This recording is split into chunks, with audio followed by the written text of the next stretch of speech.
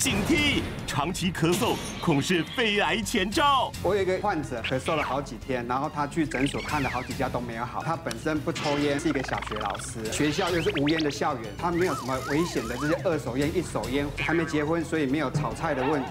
最后就到我们医院来给我求诊，检查就发现肺部其实里面有好多细细点点的点，帮他切片的结果其实是属于肺泡型的肺癌。